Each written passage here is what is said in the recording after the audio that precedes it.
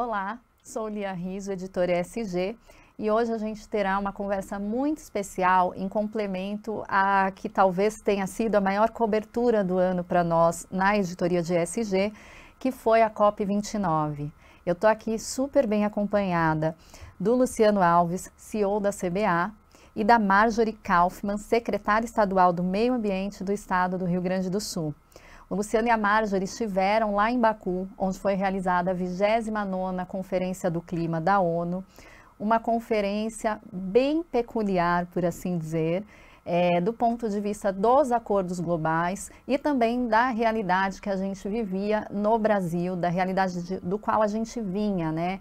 Então, as empresas olhando a iniciativa privada como um todo, olhando para essa conferência de uma forma muito específica, não só pelo que se esperava a partir das negociações lá, mas também pelo que se desenha nos próximos meses, até a gente receber no Brasil a COP30, que vem sendo chamada de COP das COPs. Uma enorme responsabilidade, já era grande, só vai ficando maior, vocês vão entender no papo. E a Marjorie, por sua vez, que representa a esfera pública, né, levando a representação de um Estado que viveu uma enorme, infelizmente, um enorme exemplo do que a gente está sujeito com a forma como os desastres climáticos vêm sendo aguçados, por assim dizer. Dentro desse contexto todo, eu vou falar um pouco do começo, né, do balanço dessa COP, né? Então, o que a gente assistiu ali? Eu sei que muita gente que vai assistir essa conversa acompanhou a cobertura ou em loco a COP, mas a gente traz um contexto para todo mundo. Era uma COP muito polêmica desde o início, em questão de escolha do país sede, de tudo que se esperava, porque a gente tinha muitos acordos anteriores que agora precisavam de definições fundamentais nesta COP para serem implementados, e tem essas questões mais relacionadas ao que aconteceu no Rio Grande do Sul, mas que também aconteceu no mundo todo, que é como os países em desenvolvimento, as nações mais vulneráveis aos eventos climáticos extremos, iam conseguir seguir adiante sem se endividar mais, conseguindo se reconstruir e retomar a economia, num esforço que não depende só delas definitivamente. Nós saímos dessa COP com um acordo que levantou algumas reações contra, outras a favor, mas saímos com algum acordo. Então, na conversa de hoje, a gente vai entender o que o Luciano e a Marjorie perceberam vivenciando essa experiência lá, pela experiência que eles têm de COPs anteriores, principalmente Luciano, e do que a gente precisa fazer como iniciativa privada, como governo e como sociedade civil e indivíduo também, para os próximos passos a partir do que ficou definido. Eu vou começar por você então, Luciano, que já é, de certa forma, um veterano de COPs, né? Queria que, antes de falar até da CBA, a gente vai entrar nisso também, mas assim, o que você levou na mala das expectativas dessa COP e o que você trouxe de volta, não só pelo todo que a gente sabe, mas por essa perspectiva de um observador muito maduro em COPs? Acho que o interessante das COPs é que todo o mundo está lá. Quer dizer, os países, não só na esfera governamental, mas na esfera privada também, todo mundo está presente, com representantes de diversos setores, né? Então, é importante estar lá, é importante estar presente, é importante ouvir as discussões, tem muita coisa sendo debatida ali, regulamentações, metas, enfim, objetivos são colocados, mas o mais interessante é estar lá conversando com as pessoas, você, por exemplo, visitar os estandes dos países, entender o que os países estão fazendo ou já fizeram, planos para o futuro, debates que estão acontecendo e, claro, tanto nas reuniões oficiais quanto nos bate-papos de café ali, trocar experiências, ouvir um pouco do que está sendo feito e dali tentar trazer um pouco do que está... Bom, primeiro, entender o que está acontecendo nesse momento, mas também tentar trazer para dentro da esfera privada ou para a empresa onde cada um trabalha, bons exemplos ou ações interessantes que poderiam se adaptar, seja na estratégia de execução do negócio ou no dia a dia, de maneira que a gente também caminhe no mesmo sentido que todo mundo lá. Então, é super importante estar presente. Acho que essa COP foi uma COP interessante, em que conseguiu se debater, por exemplo, um mecanismo, um sistema para comercialização de créditos de carbono entre países, que acho que era algo muito desejado pelo setor. Eu acho que é um mecanismo que ele trabalha e ele incentiva muito a descarbonização ou o esforço tanto dos países quanto das empresas para reduzir as emissões de carbono, ou pelo menos para trazer créditos de carbono ou compensações pelas emissões. Então, acho que foi um passo muito importante que foi dado, até por esse tipo de coisa. Você estar presente discutindo esse assunto, ouvindo o que está acontecendo nesses assuntos, é bastante importante.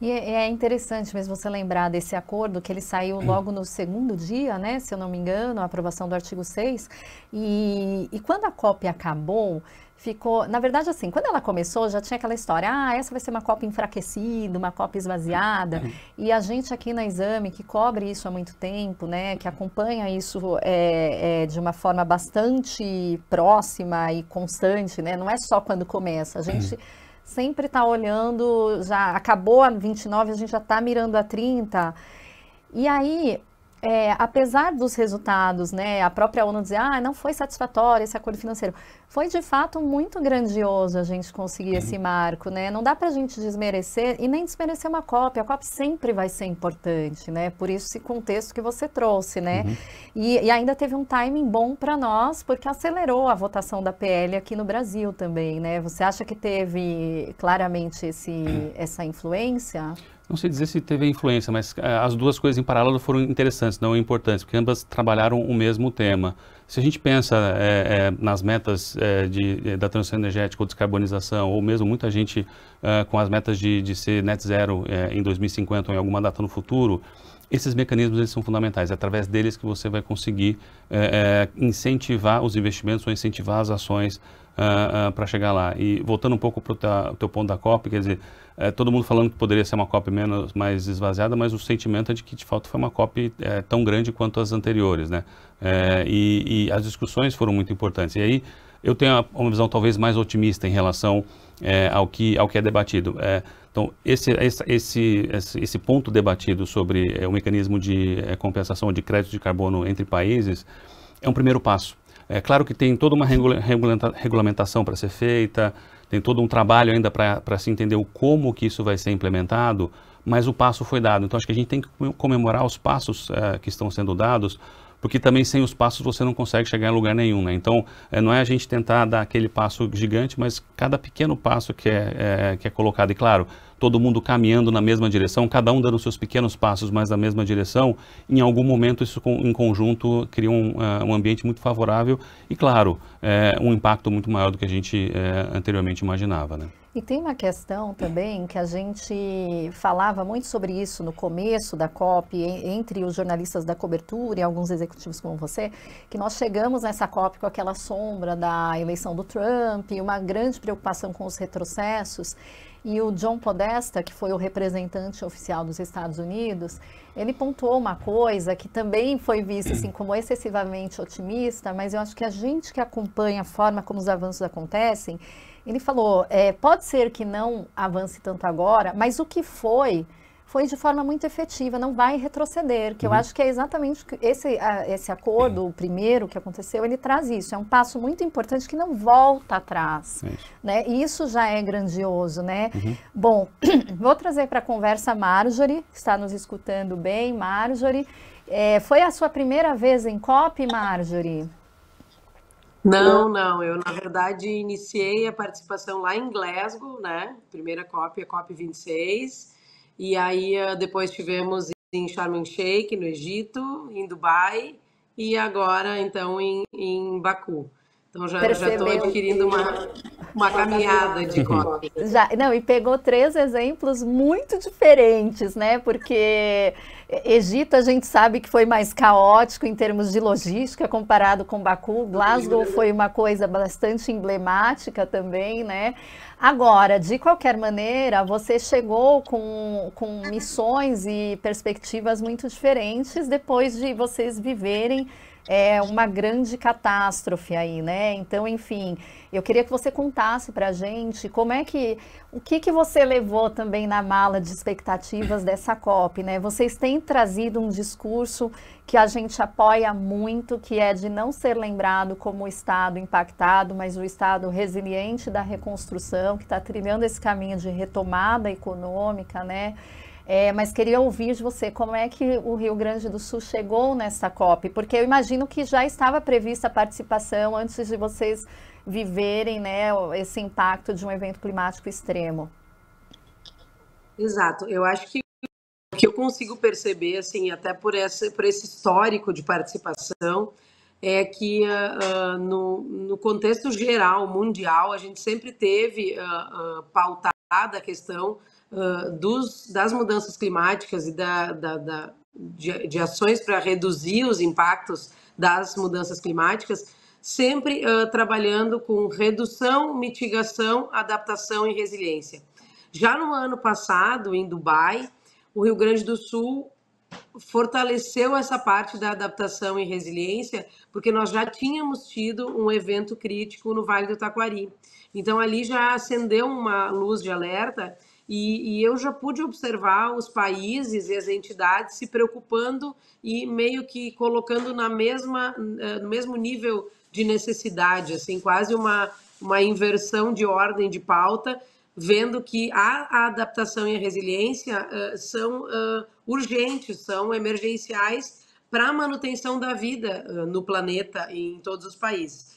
Então, no ano passado, a gente trabalhou isso, mas ainda tínhamos uma experiência que era forte, porque era a última daquela proporção, tinha sido em 1940, mas este ano nós superamos tudo que havia acontecido aqui em 1940, e na década de 40, e nós levamos também exemplo de como que nós rapidamente criamos a adaptação para poder retornar à vida normal aqui no estado, e eu sempre friso isso, além da frase que você colocou de podermos ser um exemplo de resiliência, de que nós que passamos por esse tempo aqui, nós ainda não saímos da enchente. Então, a gente ainda vive isso todos os dias, dentro dos projetos, dentro da busca, né, por soluções imediatas, e ali nós encontramos muitos players dispostos a auxiliar e a investir o seu esforço de compensação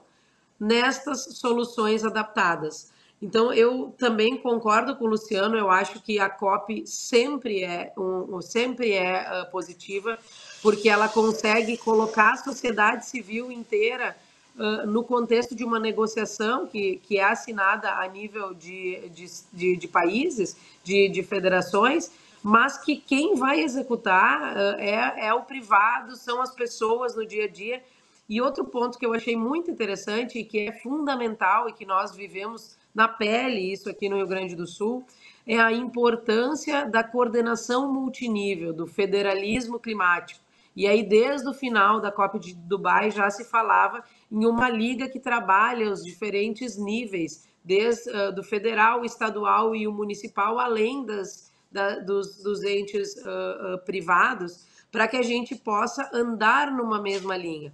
Então, para mim, o que fica desta última COP, além de se enfatizar demais a adaptação e a resiliência, fica também essa questão da importância do conhecimento, do amadurecimento dos entes federados, que vão ter que atuar rapidamente nas pautas de adaptação e resiliência. Eu tive a oportunidade de participar em 2 momentos falando especialmente desses entes subnacionais, né, que são estados e municípios, numa primeira reunião com bancos de financiamento variados, públicos e privados, e eu reforcei essa pauta, principalmente os municípios, muito mais do que o valor que vai ser destinado, precisam de assistência técnica, porque o desafio é gigante, e nós vemos isso no Rio Grande do Sul a cada dia, porque 95% do estado foi impactado. Então, aqui nós somos 497 municípios, e tem municípios de 1.500 habitantes.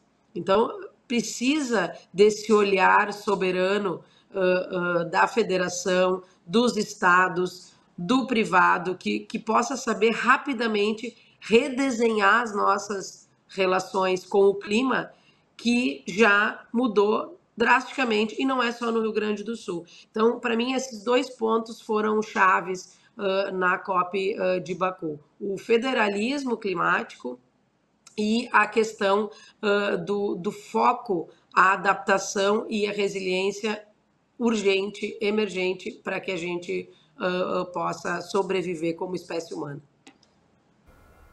Que bom ouvir, Marjorie, porque parece uma perspectiva também otimista, né? E eu acho que a gente precisa ser muito realista com tudo que nós estamos vivendo, com o que foi abordado ali, mas a gente também precisa ser otimista, né? Acho que nós vivemos hoje, não só no ESG, eu acho que basicamente em tudo, uma era de proposição, né? Nós já sabemos os problemas, eles estão aí, e a gente precisa falar em resultado.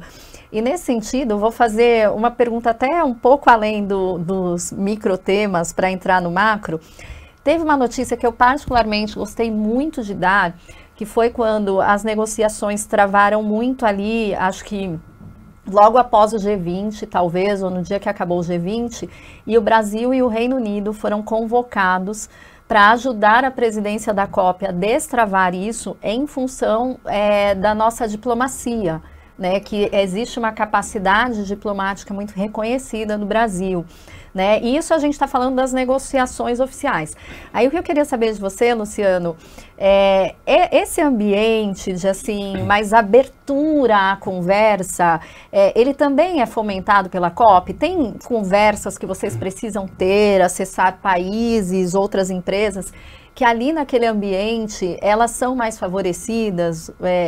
Você acha que isso também, essa boa fama da diplomacia, essa abertura para a nossa diplomacia também acontece com vocês nos eventos paralelos, enfim? Eu acho que o evento oficial, quer dizer, onde os países estão negociando, tem uma certa formalidade, vamos dizer assim, e aí você tem, como você comentou, alguns tendo um papel mais relevante do que outros, mas quando a gente entra na esfera privada ou nas discussões entre empresas, os painéis que são colocados ali, primeiro, você tem alguns temas importantes a serem discutidos que foram previamente agendados ou previamente organizados e você conversa sobre aqueles temas e aí, claro, tudo aquilo está ligado também às discussões maiores ou às negociações que estão ocorrendo na COP, então tem uma relação entre os dois e ali é super importante, mas fora dali, ou seja, no bate-papo, nos stands dos países ali, você tem uma informalidade, mas que também um interesse genuíno das empresas que estão ali, ou das pessoas representando as empresas,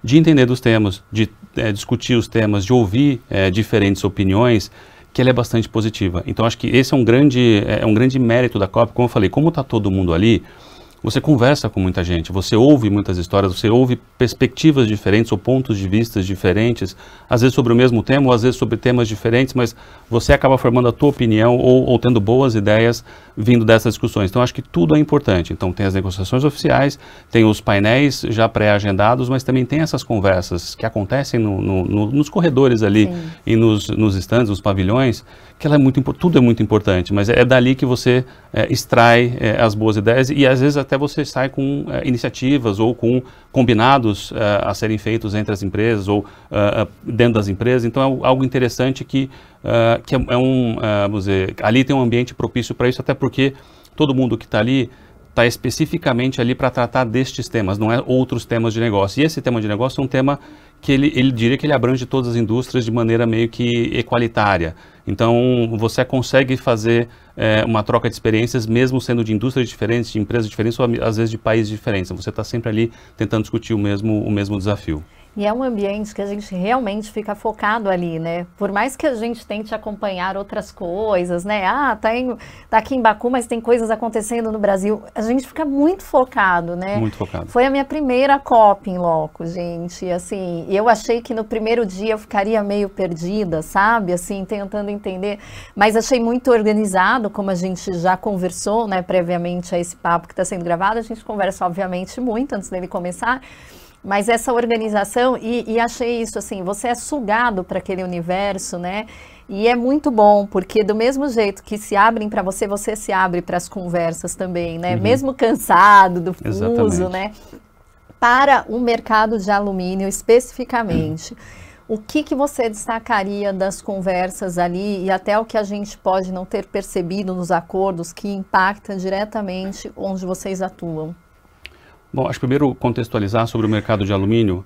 É interessante do mercado de alumínio que ele é muito impactado por toda essa discussão e a transição energética especificamente. Ele tem um papel duplo, na verdade. Qual que é o papel duplo? Primeiro, o alumínio como metal, ele é parte da solução, ou seja, é um alumínio que vai ser utilizado em veículos elétricos ou para reduzir peso dos veículos, porque ele é um metal mais leve do que outros materiais. Pode ser usado mais em embalagens, porque ele tem uma reciclabilidade muito maior e também um poder de conservação dos alimentos e bebidas que é muito forte. É muito utilizado na transição energética, tanto na geração de energia, especialmente na energia solar, mas também em transmissão de energia. Então ele tem um papel ali de ser protagonista numa transição energética, porque ele vai ser mais utilizado pelas novas aplicações nesse sentido. Então esse é um primeiro papel. O segundo papel é o da própria indústria de se descarbonizar, ou seja, de reduzir a sua pegada de carbono. O alumínio hoje no mundo, ele é prioritariamente produzido com uma energia elétrica que foi gerada através de termoelétricas, seja a carvão ou a gás natural, são essas termoelétricas que têm uma emissão maior, tá? Então boa parte das emissões da indústria inteira do alumínio está mais ligado à geração de energia, que foi depois utilizada para produzir alumínio, do que da produção do alumínio especificamente. Então tem um papel também da própria indústria de mudar essa matriz energética e de buscar soluções de redução da pegada de carbono para contribuir, obviamente, para essa transição energética. E aí, olhando a CBA é uma empresa integrada, uma empresa que tem já uma produção com energia 100% renovável. Então a gente está muito à frente da indústria e a gente entende a maneira da gente ter desenvolvido esse negócio como um diferencial competitivo frente ao que acontece na indústria como um todo. Porque a indústria vai buscar a descarbonização. Tem várias formas da indústria de se descarbonizar, a indústria do alumínio.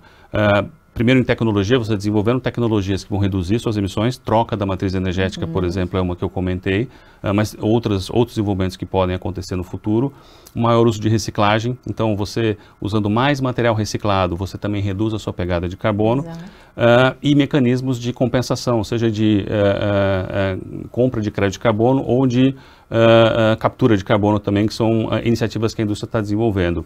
Então, eu diria que esse principal tema da COP, que é a comercialização de créditos entre países, ele entra diretamente impactando a indústria do alumínio, o que é muito positivo, porque a gente tem uma perspectiva, ou pelo menos um desejo, de que a indústria busque essa mudança da matriz energética e busque soluções para reduzir as emissões, e tendo um mecanismo como esse, você ajuda a acelerar essa transição. A indústria também está se mexendo, a gente consegue enxergar a indústria do alumínio investindo, seja na mudança da matriz energética, seja em projetos para redução das emissões e busca de maior reciclagem, como eu comentei. Então, de certa maneira, está tudo convergindo e a gente tem, eu diria que um caminho bastante acelerado dentro dessa indústria. Inclusive, a transição energética foi um dos pontos de atenção / reclamação ao fim dessa COP, né? Que havia uma expectativa de que se falasse mais nisso.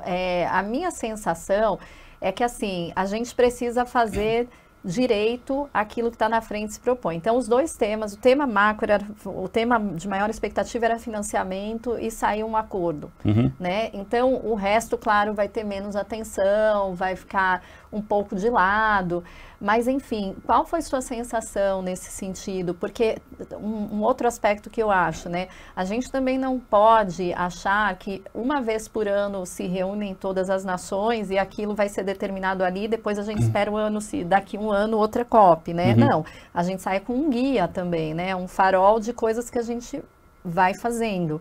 E qual a sua sensação nesse sentido? Qual a sua avaliação, Luciano? Então, eu tenho uma visão positiva. E qual que é essa visão?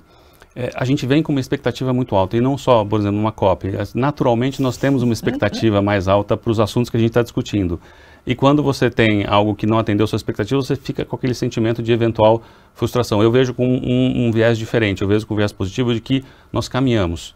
Então, a gente deu um primeiro passo, às vezes deu 2, 3 passos, dependendo do tema que você está comentando, mas você se reunir todo ano, o mundo inteiro para discutir o mesmo tema, e todo ano você dá passos importantes em direção ao que você quer, é bastante relevante. E como eu falei, só de você discutir o tema, só de você colocar isso como algo importante, só de você ter esses mecanismos de compensação, ou países, por exemplo, lançando mecanismos de compensação de carbono, como é o caso do CBAM na Europa, a indústria se mexe, ou você tem um efeito que ele acaba acontecendo em cascata em outras indústrias, que as pessoas entendem que isto vai ser importante, as pessoas entendem que isto para o futuro daquele negócio ou daquela empresa é relevante. Então as empresas se movimentam, elas investem, elas buscam soluções, elas mudam sua estratégia de negócio para atender um futuro que eles imaginam que vai ser diferente. Então, por isso que eu vejo com um viés positivo. Cada passo dado é importante, está todo mundo caminhando no mesmo sentido, então essa é uma boa notícia, ou seja,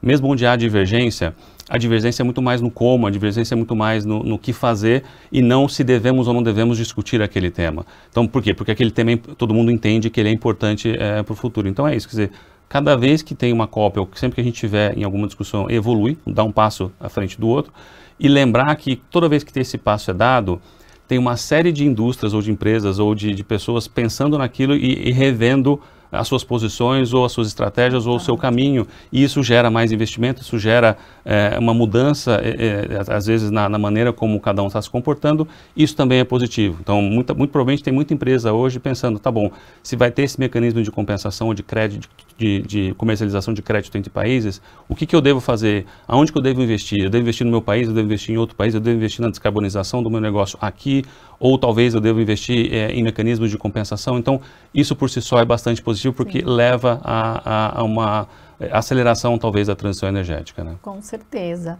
Marjorie, eu queria saber de vocês, além de tudo que você já pontuou, vocês foram com algumas missões específicas, olhando para o todo, né? E olhando para o que o Rio Grande do Sul precisa a partir desse momento. De novo, não só considerando o que a gente tem de amarras locais, mas acordos globais que vão ajudar o Estado. Nesse sentido, o que você conseguiu andar que vai fazer diferença na vida do Estado daqui para frente, efetivamente no dia a dia, que a gente possa sentir, não nesse universo maior que a gente está conversando de COP? Bom, nós tivemos lá, logo no início, em um dos eventos bilaterais, e o Luciano abordou muito bem, eu acho que é sempre uma construção permanente na COP, esses ambientes de conversa, e também as reuniões bilaterais. Então, nós tivemos lá o lançamento de uma plataforma de monitoramento das ações para mudanças climáticas dos municípios, que é um roadmap climático que o Estado vai executar e que foi financiado por uma coligação coordenada pela Inglaterra e que nós buscamos o financiamento a partir da COP de Dubai. Então, houve esse valor aportado e nós conseguimos desenvolver a ferramenta que começa a ser utilizada agora e que em Belém nós já vamos ter esse mapeamento de situação das ações de mudanças climáticas dos municípios do estado do Rio Grande do Sul. E ali estão contidas principalmente metas de contingência que são extremamente importantes para a sobrevivência das pessoas nessa emergência climática que o Rio Grande do Sul vive pela sua posição geográfica. Mas também o que nós levamos, além do nosso Plano Rio Grande, que é o nosso plano master, e eu tenho dito por aí que, conversando na COP, eu não conheço nenhum plano que integre tantos temas, conteúdos, secretarias de um estado inteiro para uma reconstrução resiliente em outro estado ou em outro país, que consiga convergir para esse objetivo comum que vai dar um benefício para a comunidade como um todo. Então, nós falamos muito do Plano Rio Grande, e aí o Plano Rio Grande, sim, nas palavras do governador Eduardo, está desenhado para ser o case da reconstrução e para que a gente possa demonstrar como nós lidamos com esse ponto da tragédia. Mas uma pauta que é muito importante para o Rio Grande do Sul e que também é muito importante para o Brasil, e que foi apresentado oficialmente lá em alguns painéis, e depois tivemos uma reunião bilateral, é a agricultura de baixo carbono. Então, nós viemos batendo nessa tecla há muito tempo. O Rio Grande do Sul e o Brasil são entes públicos e que dependem desse tipo de desenvolvimento. Então, a agricultura é o cerne do desenvolvimento tanto do Rio Grande do Sul como do Brasil, e nós conseguimos ter uma reunião com uma equipe da Organização de Nações Unidas para Alimentação e Agricultura, a FAO, e dali já saiu uma possibilidade de participação do congresso interno que eles têm e realizam todos os anos em Bonn, na Alemanha, que é uma continuidade do grupo de Coronívia, que era um grupo específico que trabalhava a parte da agricultura na COP de Sharm el-Sheikh, que virou o grupo agora de Sharm el-Sheikh, e que desenha técnicas produtivas sustentáveis e de baixo carbono, porque um dos temas que também se coloca como central na COP é a segurança alimentar, pelo crescimento populacional mundial que nós temos. Então, para nós do Rio Grande do Sul e para o Brasil, é importante abordar esse tema e principalmente abordar que nós somos um dos únicos países capazes de ter o crescimento da produção sem o avanço de áreas, com a implementação de técnicas de agricultura de precisão, e ainda que nós, principalmente, já executamos boas práticas para a redução das emissões e elas não são reconhecidas internacionalmente. Então, para o Rio Grande do Sul ter tido esta reunião com a FAO, porque nós estamos desenhando uma revisão das taxas de emissão líquida de várias culturas agrícolas aqui no estado, ter essa abertura da FAO para que nós possamos demonstrar quais são os métodos de ação, quais são as técnicas de manejo. Isso é importante ambientalmente e economicamente também muito importante, porque a COP tem se tornado um núcleo, como o Luciano mencionou, pensante de vários setores, mas todos com um objetivo comum. E isso é muito gratificante, isso é muito salutar. Eu sou especialista da área ambiental, atuo a vida inteira na área ambiental, e sempre nós temos entraves por preconceitos ou rixas de onde nós estamos falando de meio ambiente, eu não posso ter a indústria, eu não posso ter... vou ter alguém que não vai querer aceitar um compromisso por causa de uma questão econômica. E ali na COP a gente consegue trocar experiências e ver que nós estamos falando da sobrevivência da humanidade. Então, não estamos falando de A ou de B, nós estamos falando de um núcleo generalizado enquanto espécie humana. E para o Rio Grande do Sul poder posicionar que somos, por uma questão de posição geográfica, reforço, um dos principais pontos a serem atingidos pela alteração que traz eventos mais frequentes e mais intensos, e isso se concretizou, isso já era falado há muito tempo e se concretizou, mas que nós queremos receber, então, este apoio financeiro e técnico para a solução e reconstrução, mas que nós também temos boas práticas para poder contribuir. Nós somos um país com geração de energia elétrica com uma das melhores matrizes a nível mundial, e isso precisa ser mencionado, isso precisa ser valorizado a nível internacional. Então, por este motivo, para nós, ter tido a abertura da FAO e poder falar do Plano Rio Grande foi fundamental, porque nós conseguimos construir um espaço que não havia de forma igualitária para todos os estados. E eu falo isso porque sempre se olha para o Brasil unicamente como Amazônia, unicamente como desmatamento. Então, o Rio Grande do Sul também entrou nesse contexto por uma questão muito trágica, que foi o desastre que ocorreu aqui no estado. Mas nós conseguimos demonstrar que o Brasil é muito mais do que isso, e eu acho que é esse resultado de tudo que fica para que a gente possa partir daí e fortalecer a grandeza do nosso país na COP de Belém.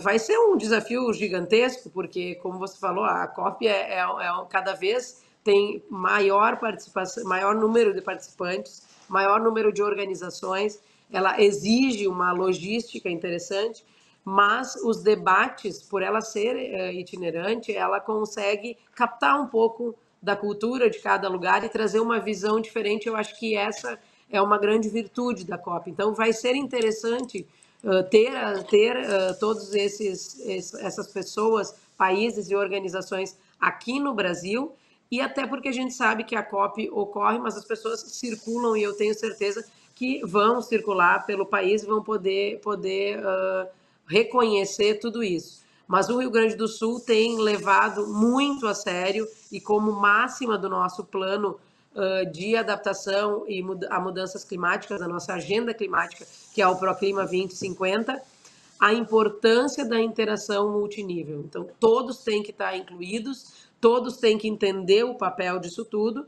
e a própria enchente de maio fez com que, eu tenho dito, diminuiu a distância entre as pautas do meio ambiente e as pessoas, porque todo mundo entendeu o que era só teoria da pior forma possível, que foi sofrer essa tragédia, mas estamos aí trabalhando para podermos estar preparados, porque nós sabemos que esses eventos não param por aí.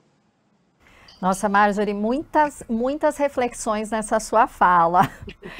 Primeiro, fico pessoalmente feliz pelas perspectivas, né? Eu acho que todo mundo aqui, o país inteiro, de alguma forma, foi muito impactado pelo que a gente assistiu acontecer com o Rio Grande do Sul. Eu tenho amigos pessoais que vivem no Rio Grande do Sul, alguns muito dramaticamente atingidos, outros menos do ponto de vista de perder coisas, mas que estiveram muito empenhados. A gente sabe como a população fez diferença também nos resgates e tudo mais, então eu acho que todo mundo fica muito feliz de ouvir boas notícias, né? A gente fica muito animado. Mas algumas coisas na sua fala também. Primeiro, a parte de lembrar da posição do Brasil no ranking das matrizes de energia limpa. O governo brasileiro, a delegação oficial do governo, fez muita questão de lembrar isso em todas as falas. A gente achou isso muito interessante e muito importante, porque isso foi repetido várias vezes, tanto pelo vice-presidente Geraldo Alckmin, quanto pela Marina Silva. Eles falaram no Pavilhão do Brasil, eles falaram na plenária oficial da ONU. Então é algo realmente importante da gente lembrar. E de reforçar em cobertura, eu acho que a gente como imprensa tem um papel importante também, a gente precisa ter um olhar crítico, né, um olhar analítico, mas a gente tem um papel muito importante de tentar amenizar nosso complexo de vira-lata, né, a realidade é essa.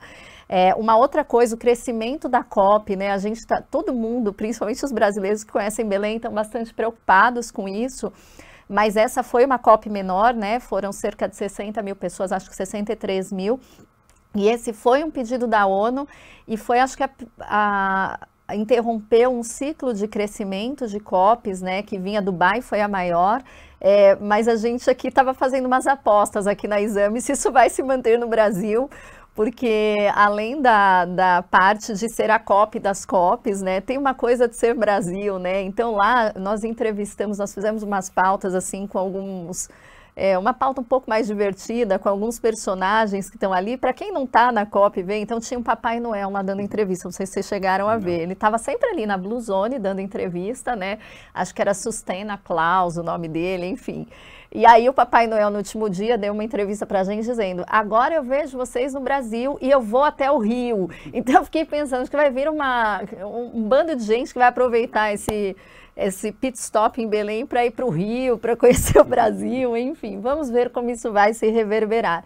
E por fim, uma coisa que estava na sua fala também que é importante, que como eu retomo, que a gente precisa estar num momento propositivo e de compreensão de que todo mundo precisa participar dessa conversa, dessa ação do ESG, porque a gente precisa entender que a sustentabilidade do planeta, do mundo, das sociedades, pode e deve andar de mão dada com a sustentabilidade dos negócios, né? Isso não pode mais ser uma briga. A gente precisa entender que a lógica do mundo, né, exige que isso aconteça. Assim, a gente precisa que as empresas deem lucro, mas isso é perfeitamente possível de uma forma sustentável, cada um fazendo seu papel. É uma coisa que a gente tem tentado muito passar, tanto na cobertura quanto no nosso Clube ESG, nos diálogos. Foi até para isso que ele foi fundado, porque em algum momento isso virou um fla-flu, vamos dizer assim, né? E não dá para continuar dessa forma, né?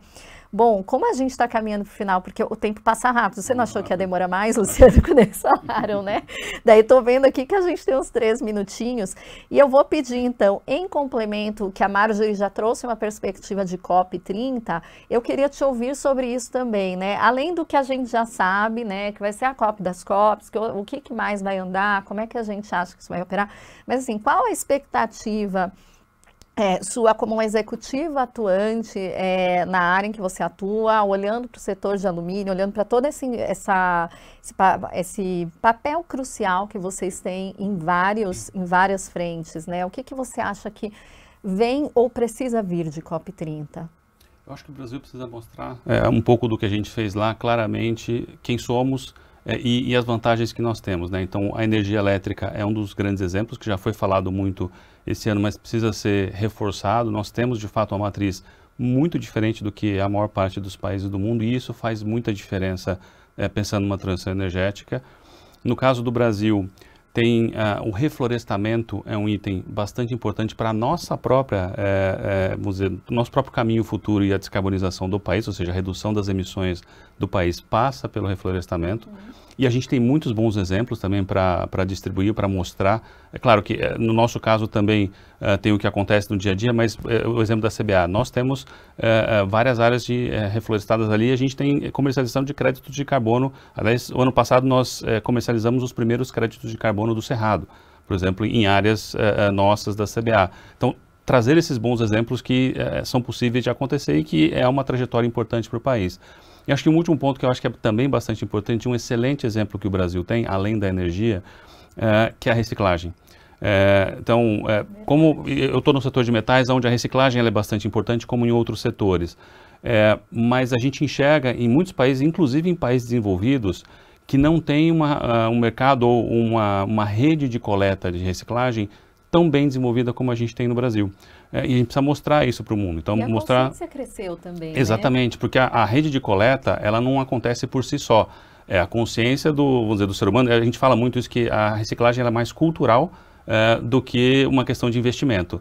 Porque se culturalmente um país ou as pessoas não estiverem dispostas a separar o seu lixo ou a reciclar, por mais que você tenha uma rede, invista muito dinheiro numa rede de coleta, ela não vai acontecer. Então, a gente aqui tem uma rede de coleta muito bem desenvolvida, e não é só para o alumínio, é para outros metais, plástico, papel, etc. Então, como é que a gente também consegue evoluir nisso, porque os países vão precisar disso, e isso pode ser também um fator de diferencial competitivo lá na frente. No caso do alumínio, para nós, a reciclagem é um dos pilares de crescimento da nossa empresa, e isso, obviamente, vai reduzir as nossas emissões do futuro, mas mais do que isso, traz um benefício não só para a CBA, mas para toda a sociedade, né? Então, tem um impacto positivo muito importante. Então, acho que eu iria nessa linha, quer dizer, de reforçar aquilo que o Brasil tem de bom e mostrar, de fato, para o mundo tudo aquilo que a gente faz, né? E até ensinar, né? A gente pode e deve assumir esse papel, né? Exatamente. Em algumas coisas de ditar.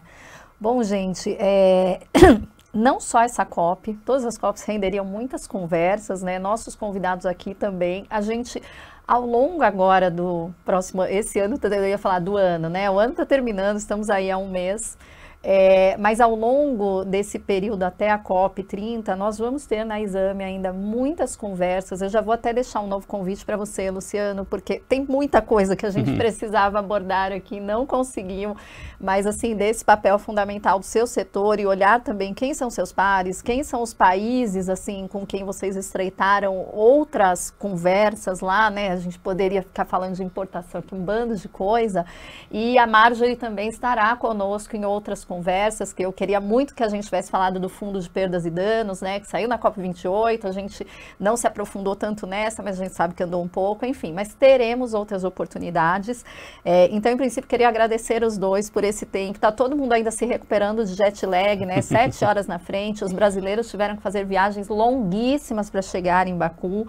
Nós fomos a segunda maior delegação, só perdemos para o próprio Azerbaijão, e uma delegação muito diversa, e não só do ponto de vista de recortes raciais, né? A gente tinha lá quilombolas, indígenas, a própria ministra dos povos indígenas, mas assim, muita gente da iniciativa privada, muita gente representante de governo como a Marjorie. Eu considero que foi uma boa colcha de retalhos, assim, que já foi um primeiro cartão de visita de quem estará aqui para receber a COP30, né? Então, enfim, Assim como os acordos seguem, as conversas seguem, as negociações seguem, a nossa cobertura vai seguir também, essas conversas vão continuar acontecendo, então convido todo mundo a continuar acompanhando a gente, a trazer sugestões para a conversa e a se engajar muito também, a se engajar mais, porque a gente tende a achar, tem dia acho que menos, hoje menos, mas tende a achar que esse é um quadrado que você precisa ter um gosto específico por assuntos, né, agenda ESG, por clima, enfim, mas, de novo, lembrando o exemplo do Rio Grande do Sul, a gente já passou da hora de descobrir que isso diz respeito a todos nós como indivíduos e sociedade. Então, por isso que eu convido todo mundo a deixar sugestões também, a acompanhar essa cobertura, a se engajar também, porque mesmo de longe, todo mundo vai ser responsável por entregar essa COP das COPs, né, de maneira épica. E é isso. Muito obrigada de novo, Luciano. Obrigada, Marjorie. Obrigada a quem está nos assistindo.